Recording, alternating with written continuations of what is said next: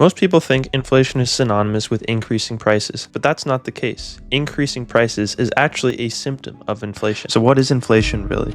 Well, that depends on who you ask. And if you ask most economists today, they'll say that inflation is the general rise in prices across the economy. But if you ask a classical economist, or anyone who's read a book before 1971, they would tell you that inflation is the increase in the money supply. Essentially, it's more money chasing the same goods. And this difference matters a lot, because depending on how you define it, you'll measure it differently.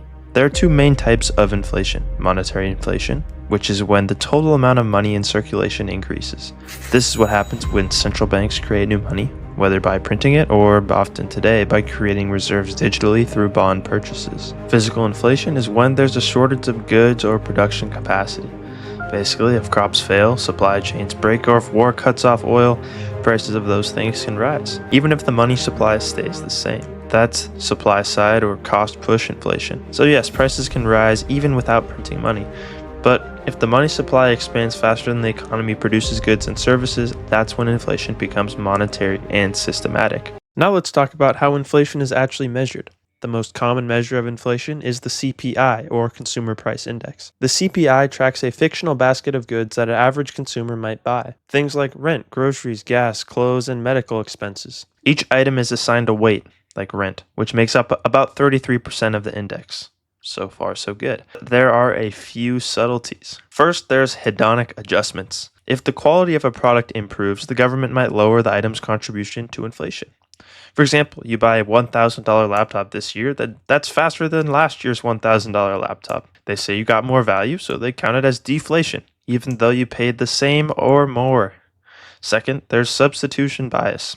If steak gets too expensive and people switch to chicken, the basket may be adjusted to reflect that. So rising steak prices? No problem, just pretend people don't buy steak anymore. They eat chicken now. Third, they exclude home prices. Instead of using the actual cost of buying a home, CPI uses owner's equivalent rent, what a homeowner thinks they could charge themselves to live in their own house. It's just as imaginary as it sounds. Fourth, health insurance. Since 2023, they've stopped measuring actual premiums and switched to a modeled estimate. You're not imagining it. Your bills are rising, but CPI says that they're not actually increasing that much. As you can tell, all of these things are really subjective. For example, what good is a fair replacement for another good? And what constitutes a quality improvement?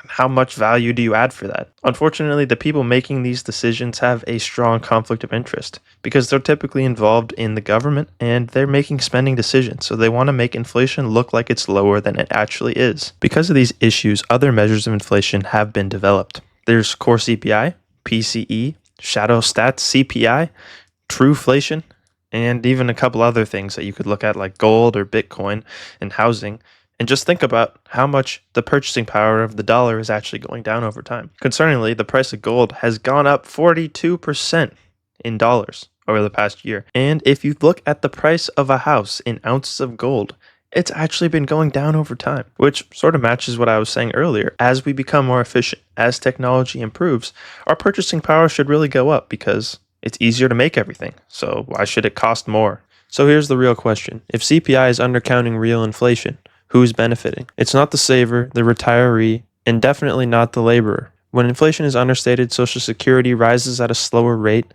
and since wages are sticky, they're always slow to catch up. The dollar in your pocket is slowly losing purchasing power year after year. But for the government, a little inflation is quite useful. Debt shrinks in real terms. Tax brackets adjust slowly. And the average person never notices it's happening at all. That is, until it's too late for them. So next time you hear inflation is under control, ask yourself what they're talking about when they say inflation. And recognize that inflation is really a vector. Not all goods inflate at the same rate. That's because some things become easier to produce over time. Some things become harder to produce over time. Some things become more scarce. But one thing that's for certain is that the money supply will constantly increase, and your purchasing power will buy less than it otherwise would if the government wasn't stealing from you.